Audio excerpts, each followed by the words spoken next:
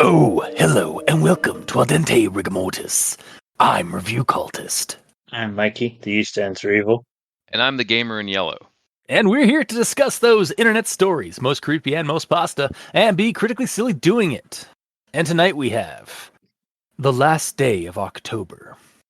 So you might be asking yourself, listener, why are these guys doing a story called The Last Day of October the first week of October? Well, that is because The Last Day of October is actually a series of stories by Pratt99, and you can check them out at creepypasta.wiki. They involve some characters from the Curtisville series of stories, which we've tackled in the last couple of weeks and in the past. So according to Pratt's YouTube comment that we were sent a while back, along with a bunch of other story recommendations after we did the summer break story, this story involves the fire witches mentioned by Olivia's sisters when Olivia was going to summer camp. Like when they were like kind of trying to scare her, and it's like, oh, watch out for like the big feet and the Bigfoot and the Wendigos and the fire witches and stuff like that at the camp, kind of thing.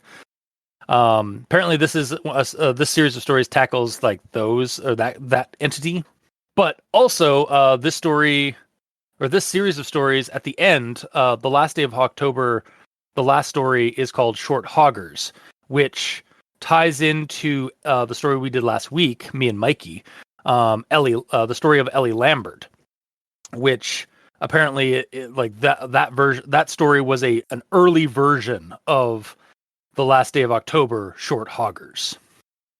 So hopefully by the time when we get to that one, it'll shed a little bit more light into its connection with the rest of the series and such. But yeah, so that's kind of some background stuff about this and why we're doing it. Yeah, I guess we should go into our initial recommendations before we get too far ahead. I'm going to recommend it for now. I am going to partially recommend it. I'll also give it a partial for now, but I'm willing to sway either way. I'm sitting on the fence, and I could be pushed or pulled one way or another. Well, let's dive in and find out why we gave those recommendations, and see if you guys get blown over by the winds of change. Starting with the rundown. So this one's going to be heavily abbreviated. So we start with a bunch of backstory and setting for this ancient mystical forest known as Yggdrasil Wood, which appears to be in a parallel reality to the mundane world / Midgard. Maybe. There are various outposts set up around its outer reaches to research its strange wonders and dangers. It was created by an ancient people as a result of advanced genetic manipulation gone wrong. The entirety of that people's cities and lands now consumed and covered by its sprawling foliage, and the survivors forced to flee to other realms or remain and adapt. The ones that stayed behind set up their own new settlements in and among the forest and trees and called themselves the Free Folk. Within the woods, there are also many magical creatures, old gods and spirits, that have claimed it as their own. One of these creatures found its way out of Yggdrasil Wood and to the coastal lands of Swanwick, where we find a little fairy girl named Krissa spying on a wolverine singing to itself in the woods. It's here that the wolverine notices something up in the trees, and Krissa looks up at it herself and finds a strange red light appearing, and it freaks out the wolverine, and the wolverine just bolts. As the beast flees and the light goes away, Krissa resumes her berry collecting from earlier, thinking the light was some kind of strange insect. However, the light returns and shoots into Krissa's head, assuming direct control. We then cut away to the wolverine, who, after running away from the weird light thing, is now drinking some water from a stream. But then something comes out of the forest. A little fairy girl, with her eyes gone from her sockets, and in those dark pits, a mass of wriggling red shapes. And the girl starts to smile all creepily at the beast. The Wolverine nopes the fuck out of there, heading straight home. Finn, for now. So yeah, that was my very short rundown, or curt rundown of last day of October. And I suppose, without further ado, we should move on to Everyone Tolerates the Graham Inquisitions. At this point, I've got a couple. I'm gonna start with this one here. Some of these beasts erupt like hellborn juggernauts out of the earth, sowing chaos and carnage, their threat apparent from the start. So I feel like either that period that is after sowing chaos and before and carnage should probably not be there. Maybe be a comma, and then maybe put the period where the comma is after carnage. And have that be just a small sentence. Otherwise, maybe just remove that period entirely. It wasn't that also a paragraph break? I think it might have been. Yeah, Yep. I have it written down as a whole paragraph break between sowing chaos, paragraph break, and carnage is how it starts a paragraph. Yeah. And then it continues on like carnage in there, threat apparent from the start, period, and then there's a front butt right after. And it's so weird. It's like, and carnage, their threat apparent from the start. I was like, I'm sorry? That sounded like it was like continuing what we just said. Right? Yeah. Also, it almost sounds like it's referring to Carnage as in it's an entity like Carnage from Marvel. Yeah, it's a symbiote. It's actually the symbiote code. Yeah. Yeah. Yggdrasil Wood is actually the symbiote homeworld. Yeah, why not? Yeah. Null's in the deep in there somewhere on his throne. Getting real topical lately. Yeah, really. with the new Venom movie coming out. Yeah. But yeah. And then so that period it feels like that whole thing should just be like its own. It should all be like combined into a full sentence rather than like be cut off there. And a full paragraph, not two paragraphs. Yes. Because they're talking about the same thing. Mm-hmm. And then the next one I have is a bit long, but there's a point to it. So, then there were things worse than any wild beast, and far more terrifying. There were things that could suck out a person's soul as easily as a vacuum could suck up a herd of dust bunnies. And how long could a body live with no mind, let alone a soul? Not very long. It would be a very dismal death indeed. Even worse was the horrible loss of oneself by substitution. Such was the case in the quiet woodland community of Branshell, 70 miles from the Swanwick coast. It was a cold, wet, and grey morning on the last day of October. The sort of morning when anyone with a reasonable amount of sense pulled the blankets up over their heads and reset the alarm clock to noon. So, the reason I read that whole part is because this is a point in the story where like we had just read like pages and pages of world building stuff and world setting stuff, which is awesome and cool. I really enjoyed it. But then it just immediately, like, no translation, just immediately dives into the actual plot of the story at the very end of this story. Yeah. Like nothing happened. Like, so I feel the transition period, like the transitionary phase from like the world setting stuff to, and such was the case with like what happened in these woods in this quiet little community of Branch, blah, blah, blah. I feel like there should have been some kind of like dividing horizontal line there to kind of deviate from like, all right, we're telling you all this world setting stuff. Here's the segue to the actual story that we're going to be telling you with characters. Because it sort of just shifted gears to me, like from like world lore to an actual story with some characters.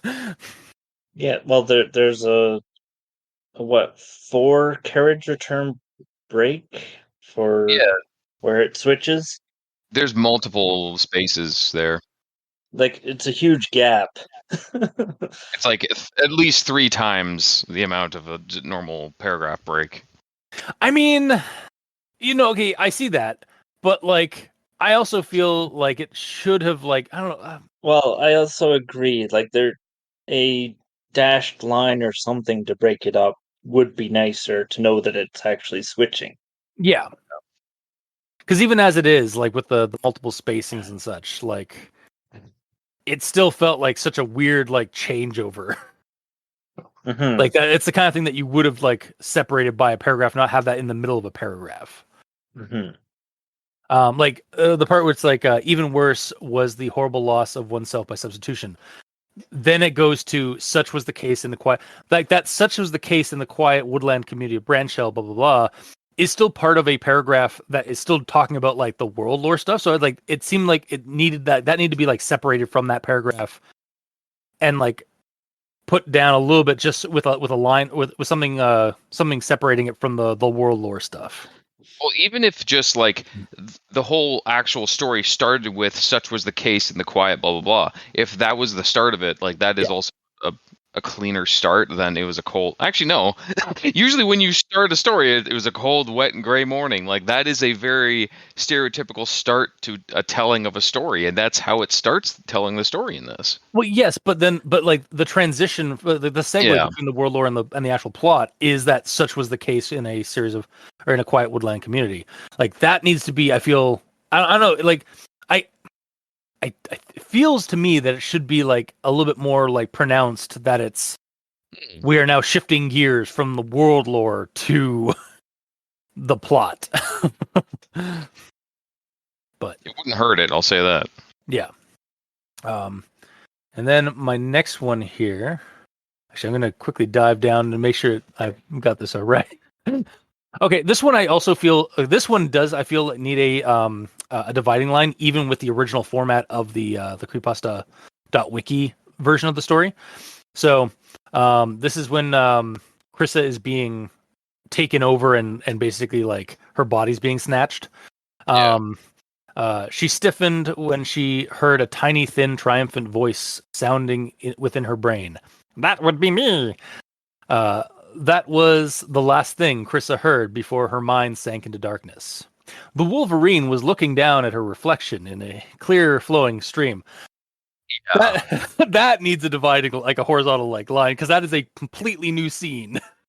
Yeah, it needs some sort of a transition, like in freaking the like the Justice Friends or something like that, where it's like, meanwhile, at the Either like that's like it's like meanwhile across the glades, where the and near a stream or something, the Wolverine was looking at its reflection, blah, blah. Or again, it needs have a like new set dressing because we're in a new setting. yeah, like it's a new Mhm. POV, like it's a new person's point of view and stuff like that. So like that, there should be some kind of dividing line or some kind of separation like there is a separation. There is like there's a gap between like the previous line and this one. But again, I feel like there should be something that like differentiates it a little bit harder. Yeah, I'll say this: the previous time you brought up a transition, it's like sort of nitpicky. Yeah. But this one is like, yeah, it is very sudden on this one for sure. Okay. Cool. Mhm. You are not wrong. You're valid. Yay.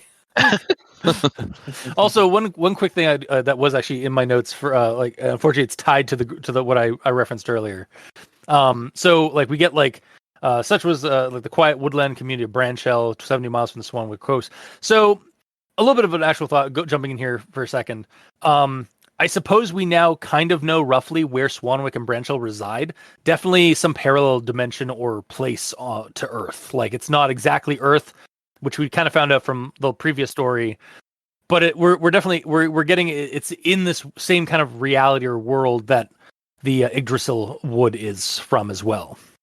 So I thought it was interesting that we're getting more steeped into like the world lore of this whole set of stories that we've been reading since like 2017 longer. Very off and on since then, but yes. Yeah. Yes. But that is the end of my actual Grammar Inquisition stuff. So, Mikey, the E stands for evil. Okay. Mine that I still have is elsewhere. Herds of eel, tusked deer, and spiral horn-nibbled lichen and leafy shrubs. So I feel there needs to be a break between spiral horn and nibbled lichen, just Yeah. because otherwise you end up with what I just said, a herd of spiral horned nibble Nibble-lichen. nibble lichen and a herd of leafy shrubs. Yeah, I can see that. Also, I'm pretty sure. I mean, tomato, tomato. I'm pretty sure it's lichen. I think that's Say that how you too. say it. Lichen. I know it has a ch, but I'm pretty sure it's supposed to be like as like a hard ch. Eh. Yeah, tomato, Exactly. tomato. Yeah. Yeah. Yeah. So yeah, that was my issue there. Okay. And then I have a conjunction junction. All right. And next stop, Conjunction Junction. Doot, doot. So it's the kind of thing you don't even know how to defend yourself against. It also appeared to be much bigger on the inside than on the outside, growing ever increasingly larger, older, and more menacing as one walked deeper into the wood. It was a place where the old gods still walked, where the old magic still clung, where time marched to a different tune, to that of the outer human world. So, the people who would eventually be known as the Fair Folk went further into the tangled bulk of the other world, where they would find new lives for themselves, eventually recording such tales down on paper and parchment or scavenged data crystals. And carnage, their threat apparent from the start. But others arrive secretly and insidiously without obvious drama. It was a cold, wet, and grey morning on the last day of October, the sort of morning when anyone with a reasonable amount of sense pulled the blankets up over their heads and reset the alarm clock to noon. It was larger than usual, like a large sheepdog or a small owlbear, and it seemed to be humming a tune as it rummaged about in the brush. It dropped swiftly down, stopping just a foot away from the Wolverine's head, and hovered there. It's probably just a harmless lanternfly. Finn. Wow. So we definitely, again, because of the previous thing about the symbiote thing, and you're like, and carnage, and like other malicious things like showed up with less drama and some of that. It's like, and carnage, and like going into that. So yeah, Yeah, like Carnage, like is also a creature that is like taking the data as well, or whatever. yeah. And in That fact, they're I was at that point like carnage. What this a symbiote was the thing that was being referenced constantly through this. For me, it was saying like a bunch of stuff, and then it was saying like the kind of day when like you just want to hit the snooze button, and then it says it was like the size of an owl bear. Then all of a sudden, like the alarm clock was the size of the owl bear, Yeah, and damn. then the alarm clock was sentient outside in the bush, like Would not scavenging for surprise things. Yeah. if that feels adequately whimsical. Yes, definitely. Yeah. And then by the end of it was like, oh no, it was all just a lanternfly. Easily to mistake an owl bear sized alarm clock With for a lanternfly. Yeah, that's easy. Yeah. Yeah. Glamours and such, shapeshifters, who knows? Yeah, exactly. Mm-hmm. But these oddities kind of happen when Mikey grabs all the sentences through a story that start with words that they probably shouldn't, like its, ands, or buts, because there's always better words to use. Mm-hmm. And I suppose that's onto the grammar in yellow. Mm-hmm. Actually, this one was like technically brought up, I'm assuming, It's a front as. I don't know why I bothered referencing it, because I'm sure Mikey got it. As the flickering rays slanted down into the shadowy realm, the forest slowly awoke. Was that one of yours, Mikey? No. Oh, okay. Well, I'll read the whole thing. These are two sentences that are split into two, and the second part starting with an as. Sunlight pierced the mist, shrouding great towering conifers and broad leaves, period. As the flickering rays slanted down into this shadowy realm, the forest slowly awoke. So, like, it even sounds like it's meant to be one sentence. Because it flows together if you just remove the period and just... I feel like this is a case for a semicolon. Well, no, it says, like, great towering conifers and broad leaves as the flickering rays slanted down into the shadowy realm. Like, it just flows naturally, to me at least. I don't know. Like, I could take it either way, like as it is now, or like your modification. Because, like, for me, like, sunlight pierced the misty shrouded, great towering conifers and broad leaves. Period. As the flickering rays slanted down into the shadowy realm, the forest slowly awoke. Like, I can see why it was turned into two sentences, but I can also see your point of like it being like, combined. Yeah, Like, hearing you read it a little slower, yeah, it kind of makes... I get it. Yeah. Okay. Well, what if you did a semicolon and just got rid of as? That's what I was suggesting there. Like, that might be the solution. Yeah. Yep, for sure. And any chance to be able to like finally use what we've learned in this show about semicolons. I'm still not comfortable with semicolons at all. Aww. I would rather just commas and periods for the rest of my days. Fair. My only other one that we didn't get already is something that I keep bringing up story after story. It seems to be my thing. Like, you're the tenseman. Yeah. I'm the minute and moment man. Because, like, in stories, there's always lines like this. After a few minutes, the lanternfly completed its inspection and soared out of sight. This is when he was inspecting the Wolverine. So, I always got to ask, does this mean 3 minutes or just a few moments of time? Because 3 solid minutes is an eternity for this kind of situation. Yeah. But if it's used to draw out tension, then by all means...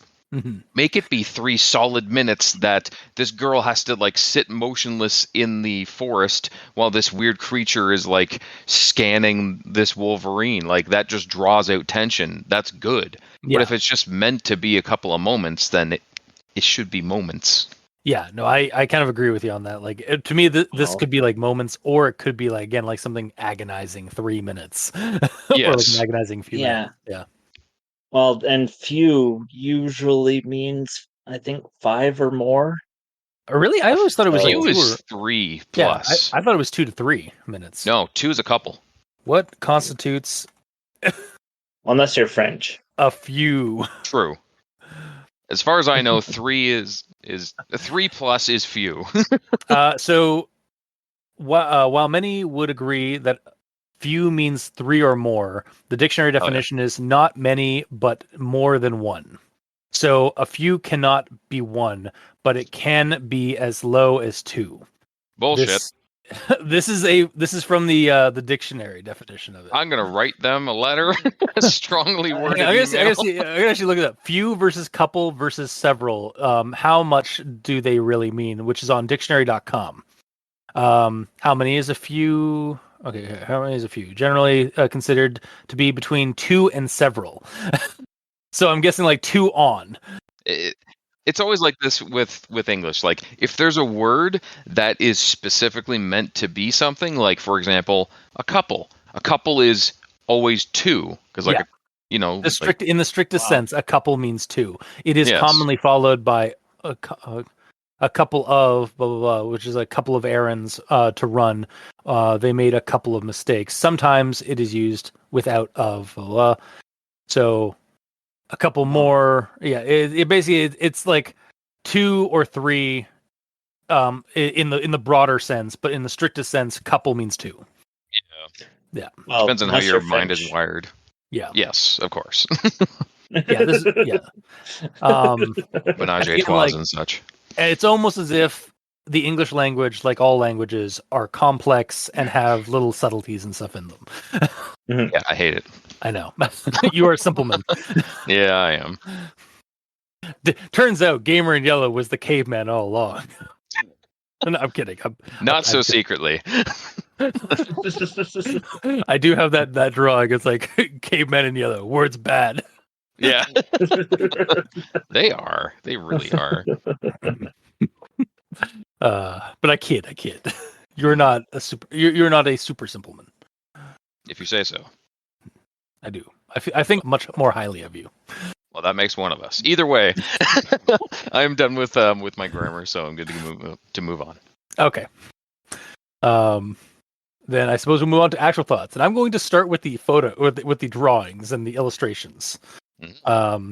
I really love the art. Like, again, this is all like watercolor paintings, it seems, or like paintings that have been made by M.M. Pratt, and they're actually viewable as as a slideshow at the bottom of the story, and they're on her DeviantArt account.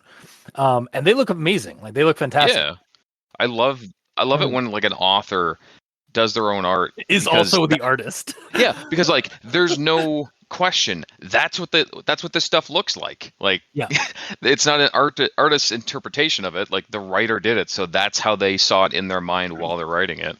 Yeah, or it's like the photo or the illustration of like the creepy photo or illustration came first, and so the story was written off that. And there's a few creative liberties kind of thing. Mm-hmm. I mean, that being said, I have a few critiques.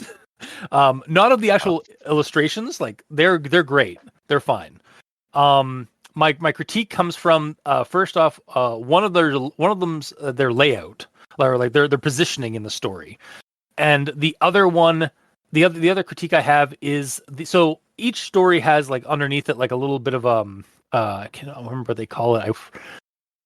I think it's like the Foley, or like a little subtext beneath them, like for like the credit and stuff like that, like Last Day of October prologue pick #1 by M.M. Pratt 99 copyright. Yeah. I do think that perhaps, at least for some of the animal illustrations, because there's a bunch of them that are showing like the creatures that are presumably from the Yggdrasil wood.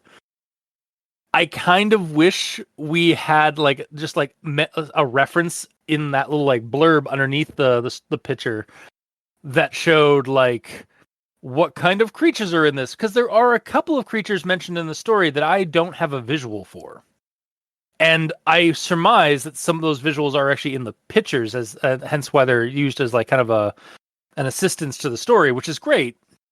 But I don't know which one of these creatures is like are like certain creatures like in the story.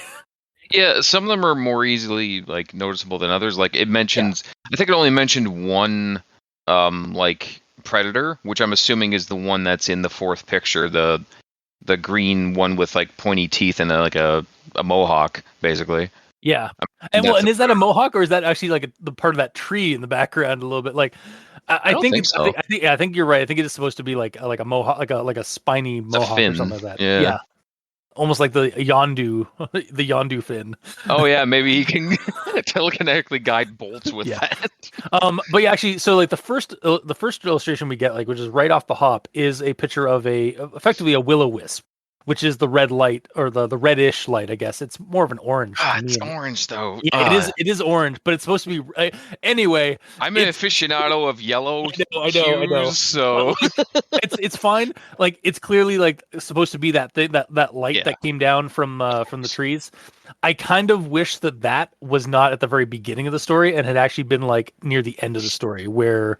But we have no context for it at the start, so that's it doesn't also true. Spoil anything. I suppose that is fair. That's also fair. Like, it's sort of like, oh, that's interesting. I bet that'll have something to do with the story later on. And then you get to that point, it's like, oh, it does. Mm-hmm. That's it's not a spoiler was. Where it is, because we have absolutely no context at the very start of the story. Yeah, that's one of the images that I would not like want an actual like any kind of like little blurb about, because like that's fine. Like, it's noticeable. You'll know it when you see it, kind of thing. Whereas there's all these other creatures though, like there's like this lizard creature with a dragon, like a little dragonling creature, and like a bunch of birds out of a tree knot. Yes. Like, what are is those? that bird wearing like a tie and a suit? It's very possible they are, because again, like we're dealing with like fairy creatures and like the fae folk. Right. Yeah. And I've got some stuff about that in my notes about like that kind of stuff. But yeah, like it's so good. And actually I think it's referenced, actually, like this painting's in reference to like a paragraph up from it, where it's like the air soon filled with the shrill buzz of trills of songsters, both scaled and feathered. Like that kind of resembles like that kind of image. Mhm. There's just a little, like, just reference a few of the animals that are referenced in the story underneath that little bit. Like that's my nitpick. That's my little smidge of a critique. Or do you want to do it like bring class photo from left to right? Yeah, no, kind of. Honestly, a little bit, kinda. Yeah. Like you're joking, but like kinda. Yeah, because like it's really interesting that they're introducing all these characters or creatures, but like as you say, you don't know which one's which, so you can't get super attached to them yet. Yeah, and I get they're just sort of background. They're extras in this right now. Yeah, they are just like kind of like it's world setting and like set dressing kind of stuff. But I mean, it's still been cool to have like some like know which one they're talking about in the story. But that's, again, it's maybe just a nitpick or like a fine critique. But I digress. That's my shtick for the images. I do actually really like them. I just had some criticism about like where they're placed and such, but we got there. Mhm. And then going to actually go to my first actual thought of the actual story writing. It's going to start with the quotes that are mentioned at the start of the story. Evil is not something superhuman. It is something less than human. Agatha Christie, English author of detective fiction and playwright. The thing I find really scary about ghosts and demons is that you don't really know what they are or where they are. They're not very well understood. You don't know what they want from you. So it's the kind of thing you don't even know how to defend yourself against. Anything that's unknown and mysterious is very scary. Oren Peli, producer and writer. The oldest and strangest emotion of mankind is fear, and the oldest and strangest kind of fear is fear of the unknown. H.P. Lovecraft, New England cosmic horror author. Okay, admittedly, that last one's mine. I was gonna say, I thought there was only two. Yeah, but I know the story's quotes, like they are actual like quotes from actual people. Like Oren Peli is the horror writer and producer of like the Paranormal Activity movies and such. And then Agatha Christie's like a famed like historic like mystery writer. But yeah, the last bit by Oren Peli was anything that's unknown and mysterious is very scary. Immediately brought to mind the famous Lovecraft quote: "The oldest and strongest emotion in mankind is fear, and the oldest and strongest kind of fear is fear of the unknown." Yeah. Yeah, I just had to reference that. Understandable. Small bit on the quotes at the start is because as soon as I read them, I'm like, spoilers? Like, is this kind of a spoiler of what's gonna be happening? I don't know. Kinda, a little bit. It doesn't actually spoil anything, but like going into this, I expected there to be like demons and stuff that we don't understand, you know. And we definitely get that, but it's like, yeah, it's very subtle in the way like it was referenced. Like it was sort of like the foreshadowing with these quotes is a little is subtle. It works. Yeah, I'm just saying I'm glad that the quotes weren't just stretched out into a story, you know. Yeah. Yeah, they didn't just like take that, like they're not direct like inspiration to the story, or like it's like no, this is straight up I get you. And then my next thing I have here is a striped squirrel scolded intruders while far below a hexapodal owlbear plied the remains of a log for tasty white grubs. So first off, striped squirrel scolding intruders. It's using full force, coming at them at full force. Just saying. I also love the wording of just scolding intruders. Because like that could be taken two ways. It could be like the scolding intruders could be just the descriptor, like the flowery description of like a squirrel like telling off some little other critters to like get out of its territory, or it's like get out of like A woodland. squirrel being a squirrel. It could be like, because this is a world of fantasy and fantasy and stuff. It could be like, it's like, now you listen here, like get off my tree, get off my branch. Yeah. Yeah, it could literally be like, I'm picturing a striped cartoon squirrel, like just like pantomiming like a Gran Torino style, like Clint Eastwood's like, get off my lawn. Pulls out an M1 Grand. Yeah. Or you can see it like Conker's Bad Fur Day. Yeah, exactly. Yeah, it's very much concrete thing. See, you're picturing Conker's Bad Fur Day. I'm picturing the squirrels from The Sword and the Stone by Disney. So, but the actual thing point I had for this quote was actually the hexapodal owlbear. So it's like if an owlbear, which in D&D, like Dungeons and Dragons terms, is like it's a bear and an owl mix. Like it's the owl-headed bear with some extra like kind of merging like feathers and in place of some fur and such. It's a big old fantasy beast. But yeah, so it's like an owl bear, but it has 6 sets of limbs because it's a hexapodal owl bear. So first off, I need to draw that. That sounds. I want to draw that, and I want to see that visual. I gotta draw that. Yeah. Also, is it like a hybridized offspring of a regular owl bear, which usually only has like a set of arms or a set of four limbs and a set of back limbs, and a Ganofke, which, I mean, the story does already kind of reference Hyperborea at the very start, like the Hyperborea outpost, which. Hyperborea is the homeland of such beasts from Lovecraft mythos. See, I'm bringing it back around with the Lovecraft reference I did earlier. And as a point of reference, Ganofkes are the reference in one Lovecraft story as basically like they're basically giant polar bear monsters with a unicorn horn and 6 sets of limbs. Oh. Yeah. They're like these giant monstrosities from the Hyperborean region, in the ancient era of Earth, kind of thing, in this ancient mythic era of Earth. But they're usually like basically like they're and Hyperborea is basically just another term for like basically the North Pole area, the North Pole region in the Lovecraft mythos and such, and actually in other mythologies and stuff. So, yeah, it's. I thought it was interesting. Like, wait, like a hexapodal owlbear. It's like, I need to draw you. Because it's just like visually, that's so cool and creepy. Like just this 6-limbed owlbear. Like you thought a normal owlbear was terrifying as it's rampaging towards you. Now just picture a 6-legged one. Question. Yes. 6-legged as like an insect? Or are we talking centaur? I think more of like an insect. The centaur one's even more concerning, though. Yeah. Because then, like, is it an owl bear? And then it has like a second rump area. Is it? It could go either way. Honestly, it could be both. Because it could be like it stands up on its 4 limbs to make itself intimidating, but it still has giving itself a centaur-like appearance. Yeah, like it could still bend around the midsection to have the front upright.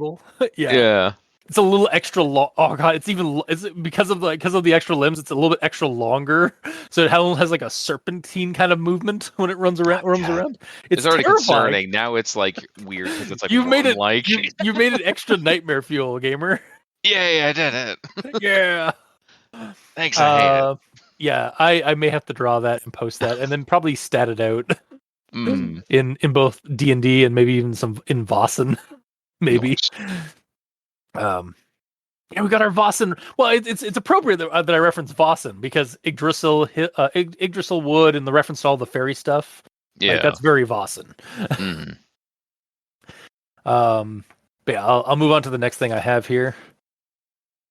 Since its creation, the Yggdrasil wood was a forbidden place, unwelcome to all but a select few who wisely followed a strict policy of non-interference.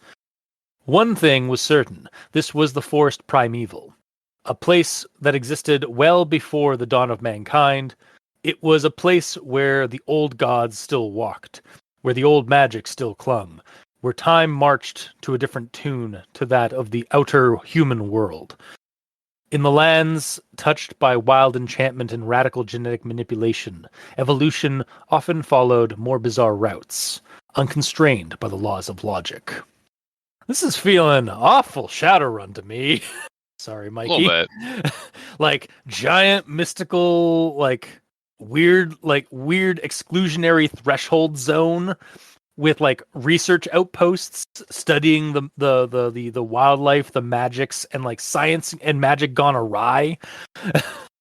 Watched a bunch of Jurassic Parks lately. It kind of has that vibe too.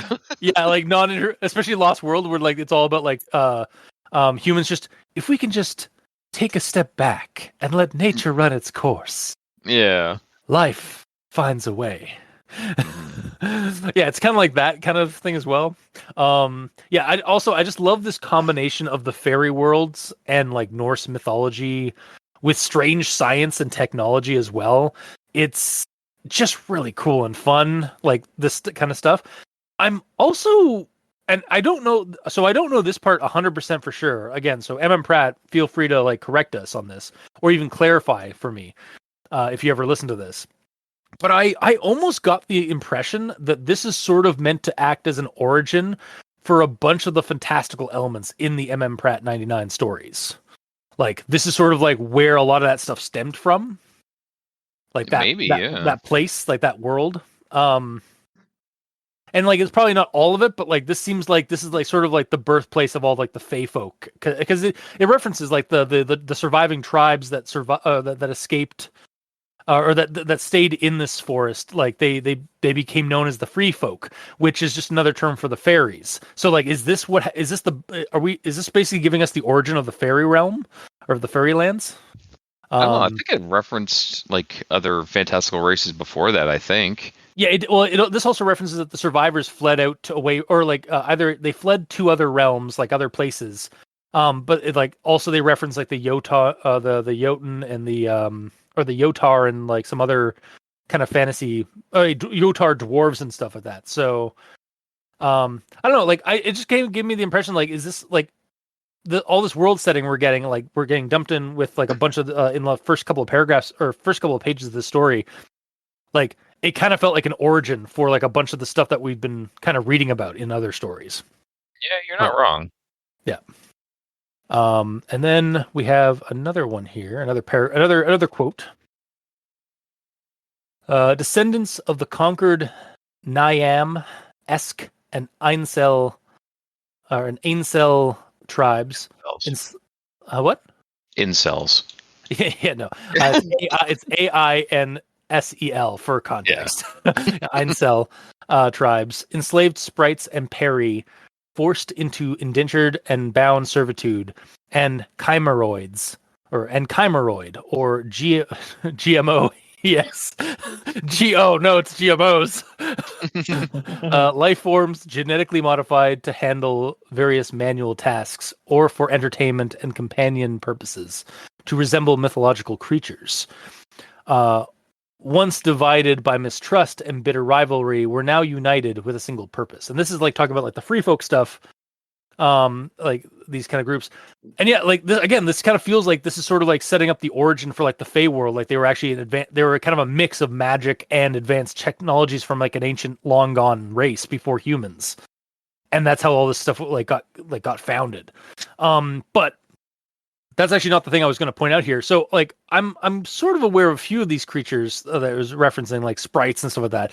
Peri though was like a surprise. I was like, is that a thing? And so I googled Peri folklore.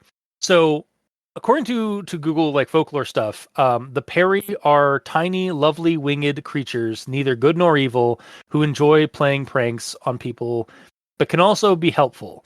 They were thought to be sprites imprisoned in a fairy form to atone for a past sin or sins, but were not considered immortal and were certainly not human souls.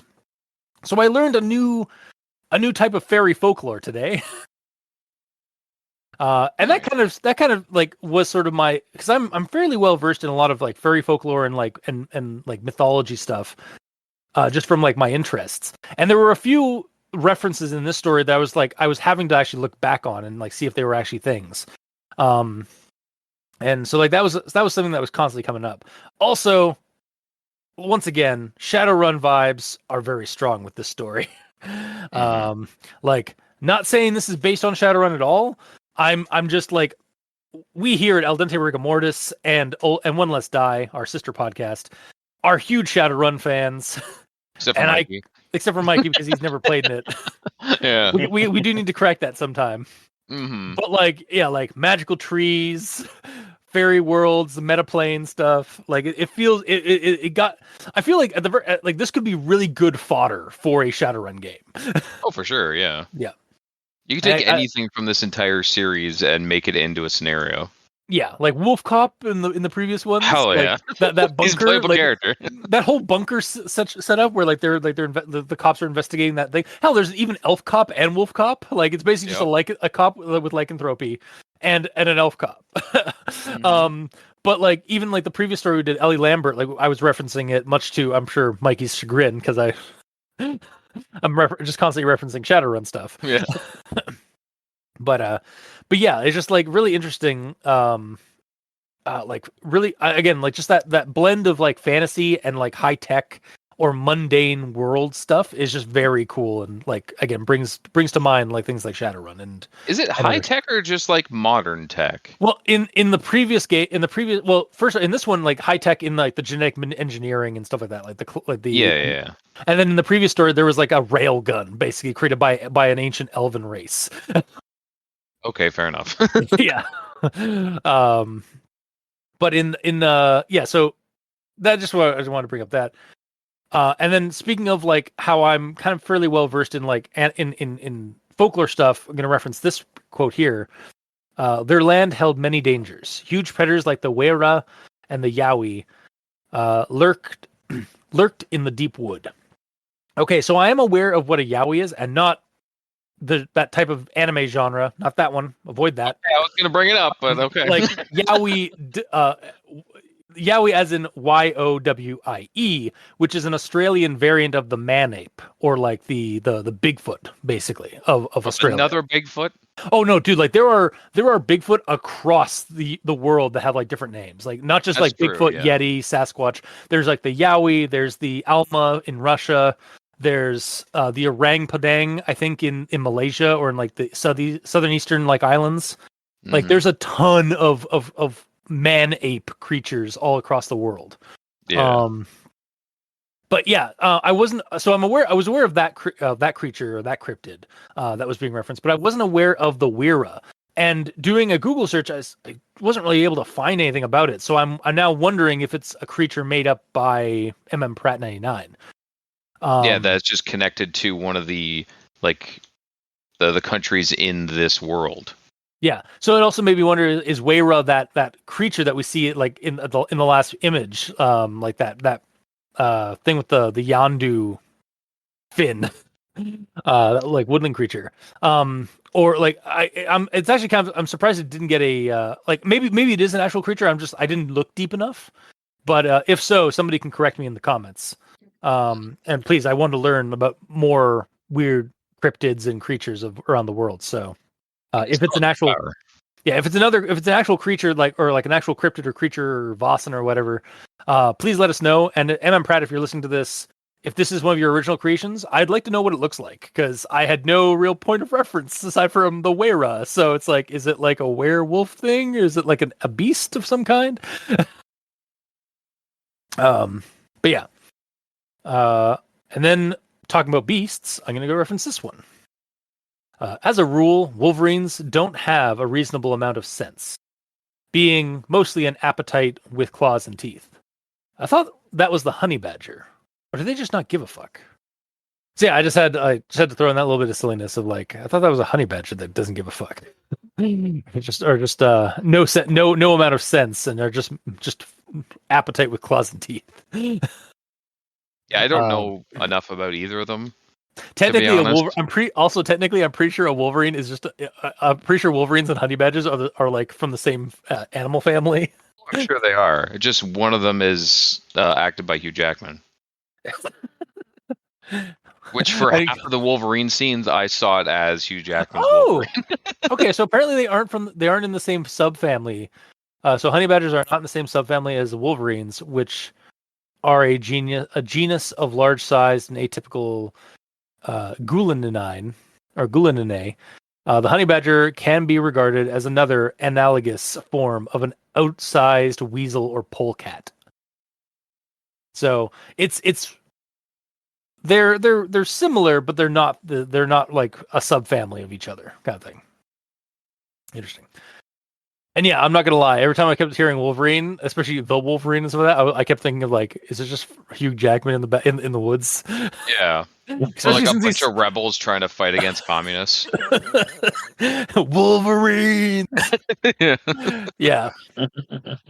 I also watched that recently. I've never actually watched Red Dawn. Like I've not. I watched feel it and the sequel where they're fighting against freaking like North I mean, Korea's invasion. Isn't it a remake? Yeah, whatever. A retelling? Yeah. Anyways. Yeah. But yeah. So moving on to the next thing I have here. To Krissa Beadle, an 11-year-old Einsel. I can't. I immediately die after I say that name because it's so like kind of it's a little awkward for my tongue. An 11-year-old Einsel girl crouching behind a nearby clump of blackberries. This Wolverine was different. So man, this story is tossing a lot of like fairy and folklore names at us. So Einsel is referenced a couple times in my comments here and in the story. It was like one of the creature, one of the races or of people that came out of the Yggdrasil wood, it seems, as well. But we see her here, and actually Einsel, as I could find it online, is actually a type of Northumbrian or Scottish fairy. Specifically, it's from a fairy tale called My Own Self, which is actually where the name Einsel comes from. Because when you say My Own Self in the Scottish Gaelic, it sounds very much like mine's, me own self. Like I think like when you see it in the original Scottish language, My Own Self ends up looking very. It's basically a compacted word. From the title of the fairy tale, My Own Self. So I thought that was really interesting. But I'll move on to the next thing I have here. And actually, so we were talking just a minute ago about this Wolverine, how we were thinking it was like the Wolverine, like just some guy in the woods, a Hugh Jackman type in the woods, just like saying bub and all the time. So and then we Saying bubble. Hey there, bub.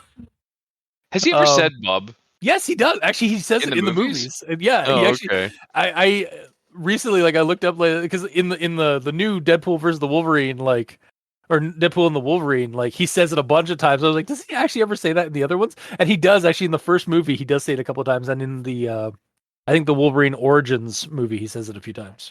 Okay, good. But back to the story at hand. Here's a quote. Right, this has nothing to do with Creepypasta. but again, because the Wolverine apparently talks or at least sings. So I thought that was really fun. And this is the quote here. Nevertheless, Krissa recognized the tune as an old human folk song, one that seemed to be designed for the sole purpose of driving people completely and utterly insane. 98 bottles of beer on the wall, 98 bottles of beer, take one down, pass it around, 97 bottles of beer on the wall. And so that gave me a chuckle. Just like the contrast is like, it's like a song designed for the sole purpose of driving people completely and utterly insane. And it's just, yeah, I didn't know where it was going to go. It's like, oh, what kind of song is this going to be? 98 was into 99 bottles of beer. I mean, to be fair, I've never finished that fucking song when I've started. Who would? Yeah. Oh, I understand. I get the joke, but it was a fun little whimsy thing. All right, and as with some of these stories, the whimsy then kind of transitions to horror and creepy shit by the end. For several minutes, the Wolverine stared at the girl, sniffing curiously. Then she walked forward, slowly and cautiously, wondering why the girl was still standing there and not running away. As she sniffed at the many ornaments that adorned the still girl, the girl raised her head slowly and opened her eyes. Only there weren't any eyes, just gaping holes, and way back in the darkened recesses, a compact mass of red shapes wriggled, pallid lips stretched into a mocking smile. Okay, so that was a really creepy and cool sequence and descriptor for like the possessed or the taken over Krissa. And I wasn't actually really expecting it. Like up until this point, the whole story had been really just whimsical and world lore and some of that. And then, bam, creepy body horror. As this thing is taken over Chris's body and her mind is gone, and this thing is now just like it's plucked out her eyes, and they just have these red wriggling things inside her sockets, like. And I'm pretty sure that thing is also eating her soul, based on the description we got earlier about like some of the dark things that live in the Yggdrasil wood that like eat your soul or like suck your soul up and such. Yeah, I don't know if it's like literally just something that takes your soul, or if it takes your soul, aka it goes into your head and eats your brain and all of your innards, and just puppets your body, aka you are dead.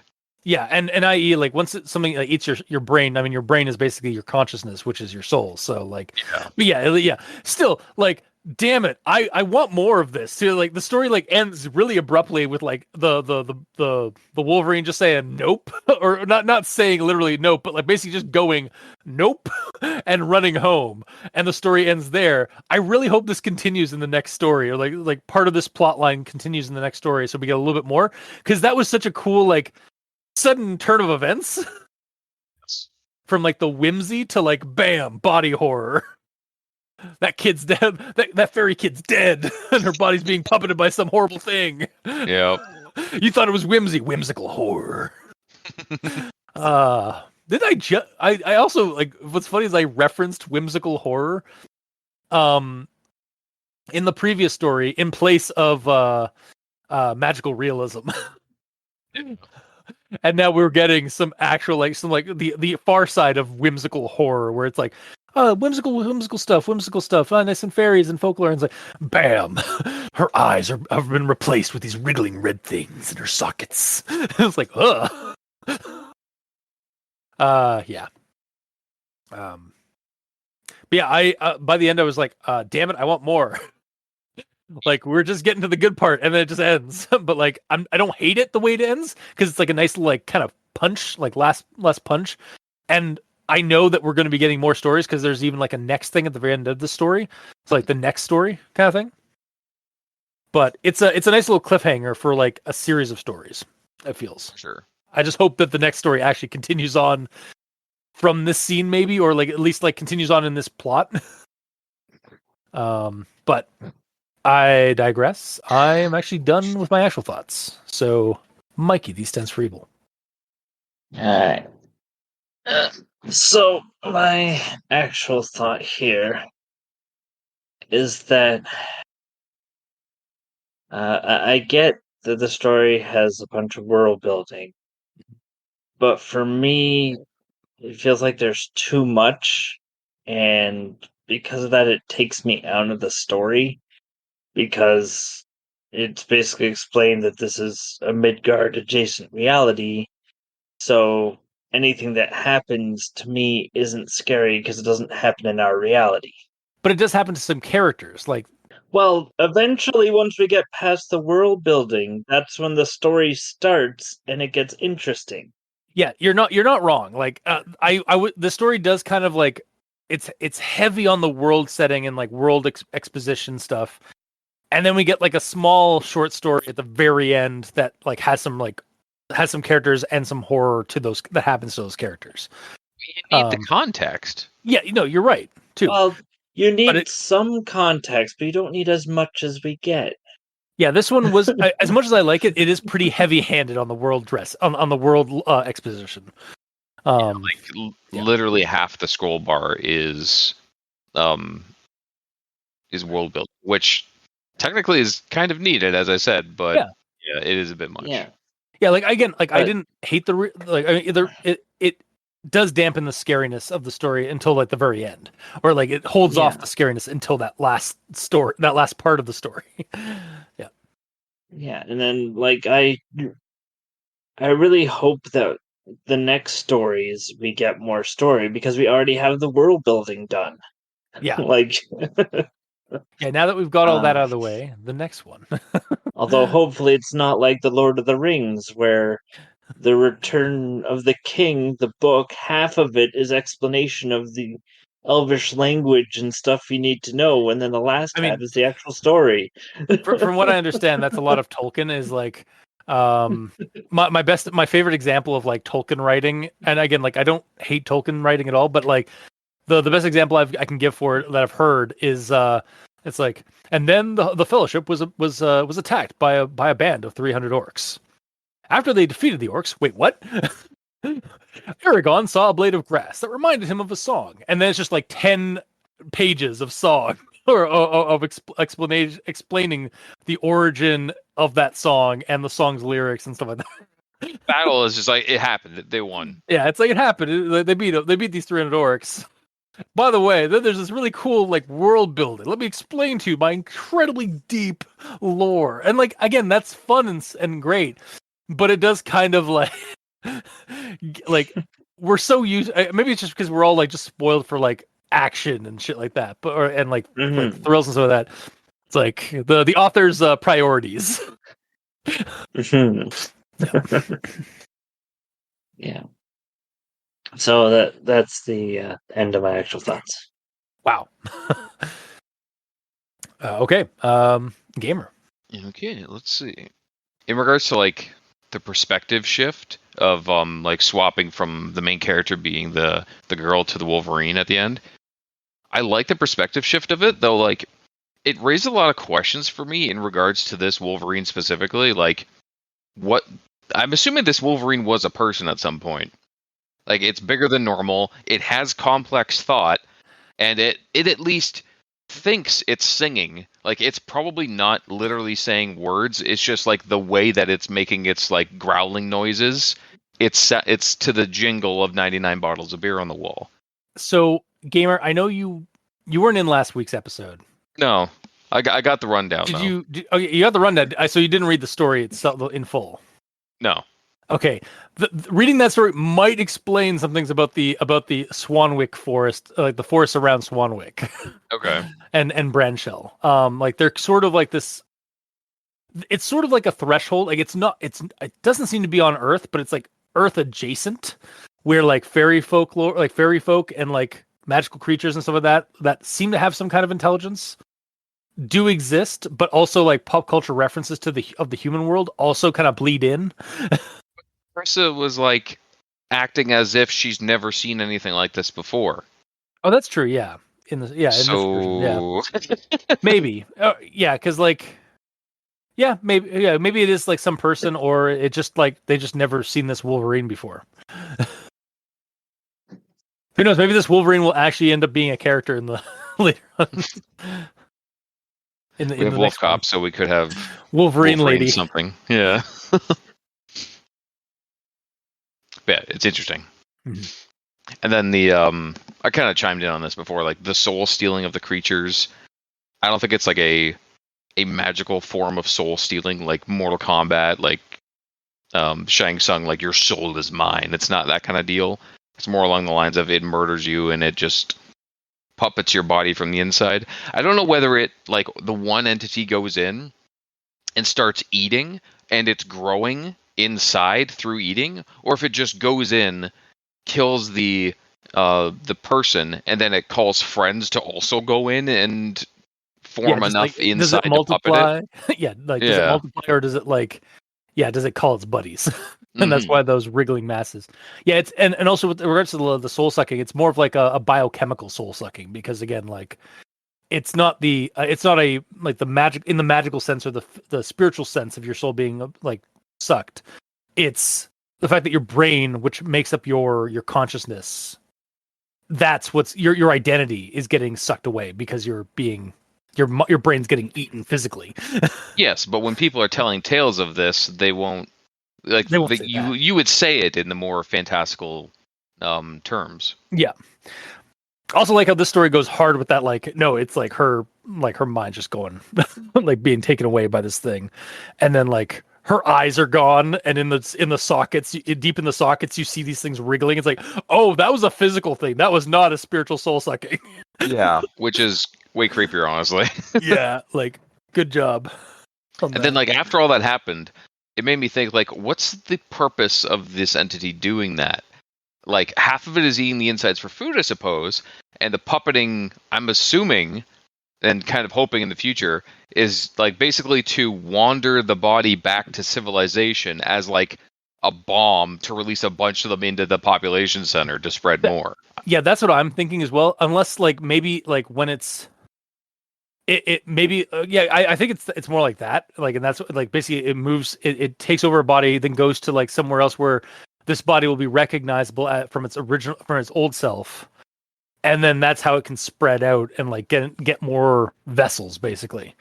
Yeah. Either that or it's like just like it needed a body, like a host to exist longer in this world, kind of thing. Yeah. Because originally it was just like a ball of light that shot up her nose. But we also don't know if that is a creature that is just emitting light, like a very powerful light bug, or if it's like a wisp, like it's made of pure energy. Yeah. Because it could be either or both in this setting.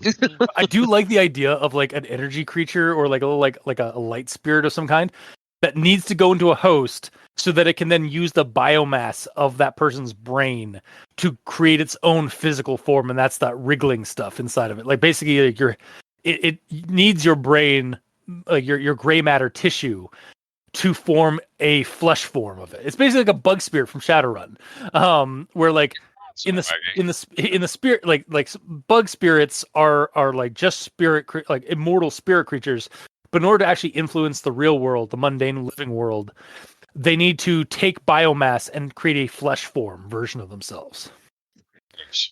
Yeah. Creepy and gross indeed. That it is. And that is also the end of my notes. Wow, you guys are really just backpacking off me today. I mean, when you say basically everything, like, yeah. Yeah, no, that's fair. Yeah. I'm not going to repeat you. Yeah. All right, so yeah, on to final thoughts. Yeah, I'm still going to recommend it. Again, I said conditionally or like so far at the beginning, and that's mostly because like I'm recommending it now because as it is, like it's a lot of lore of stuff that we've been kind of wanting to know about this world, this setting. We got a fair amount of like some stuff here, and the story ends rather abruptly with like the Wolverine just like the girl getting turned into the being puppeted, and the Wolverine just like running off, like trying to run home again. It seemed like this is like sort of a cliffhanger to like the next story we're gonna get, which may like advance this plot line. But like so as it is, I'm still willing to recommend it for now because we get a lot of lore and we get the start of something really cool. And even that last like creepy couple of paragraphs was really good. I just hope it goes somewhere. Yeah. But I also don't hate if it doesn't. I mean, that last bit, it doesn't like end so abruptly that it's like, okay, like I do wish there was more, but like it ends like a lot of short stories end. And not in an uncompelling way, like in a way that's like oh man, I really want some stuff. This sucks otherwise. It's not so much that as like I want more. I'm not gonna hate it if this is the only bit of this. If it was just like kind of a short story to tell, it gives a quick scare at the end of it, or a quick creepy moment at the end of it. I'm not gonna hate it for that, but I would like some more. Yeah, you're not Disney Princess right now saying you must have more. You're okay with it, but more wouldn't be bad. Yeah, I'm more of a Dom Bluth princess. I'm more like Anastasia. No. Yeah, no. I don't know nearly enough about princesses to know. It's shocking that you do. Hey, man, Dom Bluth is the king of animation, like of non-Disney animation. So you're not wrong. Yeah. Secret of Nim. But yeah, brass tacks. I'm still going to recommend this story. I am looking forward though to the next story to see if there's any more of this plot that it gets carried on. So, Mikey, these stands for evil. Yeah. So, like I stated, the number one issue I have with it is that there's too much world building, in my opinion. How dare you? Well, No, it could be yeah. condensed a bit, Yeah. so that we get more of the pertinent information. Because it's really just setting up the scene, and then we get the scene, which ends up being good, which is why I enjoyed it. But the problem for me is that it took so long to get to the meat and potatoes of the story. Yeah, the actual like character driven Yeah. story rather than the world driven story that is the Yeah. world setting. Yeah. So because of that, I'm only giving this a partial. Fair. And gamer. Yeah, I'm much the same as Mikey, honestly. Like, I'll give it a partial because it was slow to get started. As I said, with it spanning half the length of the story for the setup, but it was warranted because like that's a lot of important information that you need to understand the world setting as a whole. It's not necessarily needed for this story itself.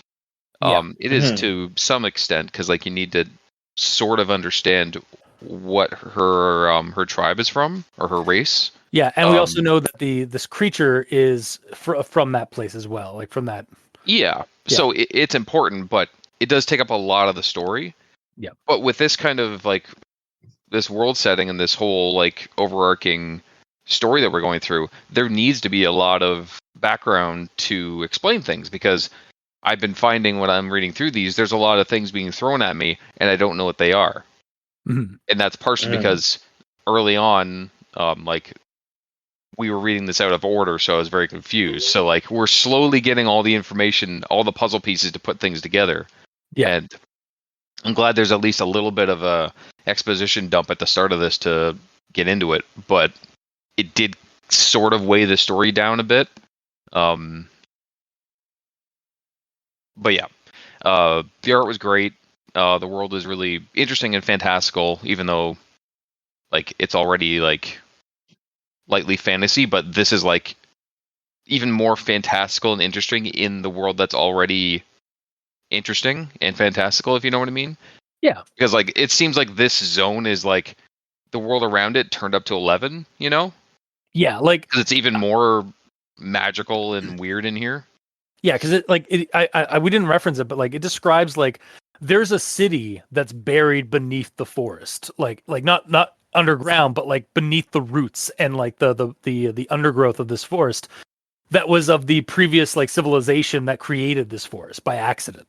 Like there's a whole like lost civilization there that was like pretty advanced, and they fucked up with some genetic engineering and created this giant mystical world tree forest. And then like, and again, from the previous story we did, Ellie Lambert, there's reference to like it's set in Swanwick, and it references Branchell, its neighboring Branchell. And like there's fairies and imps and werewolves walking around in this town, and they're talking about like going to go see the movies, or like talking about Motley Crue, the band, but also like putting on a play of John Carpenter's The Thing. Like that's just so it's like this It's blend kind of like it's like Whiplash a little bit, because it's like there's all this fantasy stuff being mentioned, but then it's like all of a sudden, oh yeah, they're doing a play about John Carpenter's The Thing. It's like, oh right, okay. Like, yeah. So like, and me and Mikey kind of came to the conclusion that it's probably a parallel universe, kind of like how Fairylands are in the UK, where it's like it's a world that's like right next to ours that has some of our bleed into it, or it's like kind of like an alternate version of our world where it's a way more interesting alternate reality, where in most stories an alternate reality is the same as this reality. It's just things happen differently. Yeah. Like instead of me having eggs for breakfast, I had Count Chocula. Like that's the Yeah. difference of the alternate world, you know? Yeah, or you have like Yowios. Yowie Yeah. is in the YOWIE, not the other one. If you say so. You do not want the other Yowio. I mean, speak for yourself, man. I mean, fair enough. I'm not going to kink shame. Of course. But yeah, so yeah, I get you. Like, cause what was it? See, when I went into this story, like you guys are giving this a partial recommendation, so because of all the lore stuff, like is a little too heavy, and I understand that. When I went into this story, I actually told myself it's like, all right, because like in the previous story we'd read, I was expecting it to be more connected to the Curtisville stuff, and there was a little bit of me that was a little like, I was like, am I expecting too much? Like, am I being too biased for like expecting the Curtisville stuff like with this story? Because like this story is not set in Curtisville; it's set somewhere else. So I'm like, all right, the next story we do in the series, like this last day of October, I'm going to go into this with a much more open mind, clear head, not expecting any connections. And then we get all that world setting. Yeah. And just like, okay, that's fine. Answer a bunch of questions I had about the world. Mm-hmm. That's good. Yeah. So yeah, that's one of the reasons I'm giving it like a full recommendation at the moment, is because like for that touched on a bunch of stuff that I was already asking myself, and I was trying to keep out of my head when I was reading this story, but it just kind of smashed that dam in my head. Mm-hmm. So, but yeah, for me, this as everyone said, this when we get to the story is good. It's just it takes a little too long to get there. Yeah, like there was a couple of points where I'm like, when is this actually going to become a story? You know, because it's like it's a lot of background plot that we need, which is great, but I didn't know when it was going to actually start becoming a story. Yeah, and that's really my only gripe with it, just that it took a while. Warranted, but it took a while, so that's so yeah, high partial, because it is still a great story. It's just slow to get there. Yeah, and it focuses more on like world lore than an actual like plot. Yeah, until the very end. But yeah, I get you. Mm-hmm. So yeah, that'll do it for this week's episode. 2 partial recommendations and 1 full recommendation for now. We'll see what the future holds with the next story in the series, known as The Last Day of October. Yeah, if you like, that'll do it for this week's episode. So if you like what you heard, or if you didn't, leave a comment in the comment section below. This gets posted. We're all on Twitter, kind of. Mikey's at the stands for evil. The Gamer in Yellow is at the Gamer in Yellow, but without that W at the end because his name is very long. I'm at Review Cultist. I'm also on Blue Sky at Review Cultist, so you can send me messages there. You can also send us emails at aldenterigamortis@gmail.com. That's ALDENTERIGAMORTIS@gmail.com. Where you can also leave us suggestions for other creepypastas, SCPs, spooky things. You creep it, we'll peep it. Yeah! And if you'd like to help support our show financially, you can go to Patreon, select the backer tier you'd like to support us at. We have $2 and $5 tiers with special episodes, early access, and extra content. To all our patrons that are helping support the show, thank you guys immensely. You're helping keep those hosting bills at bay. And as always, we very much appreciate that. And to our listeners and the authors of these stories, thank you immensely, because without your listenership, it'd be like screaming into the void. And from that dark void, red wiggling things. Mm-hmm. And without your stories that you post or you create and post online for people to enjoy, and the art that you create for the stories, Pratt 99, we really wouldn't have much of a show because we have nothing to talk about. So thank you. Until next time, I have been your host, Review Cultist. I'm Mikey, the E stands for evil. And I'm the Gamer in Yellow. And this has been Al Dente Rigamortis. Sleep well.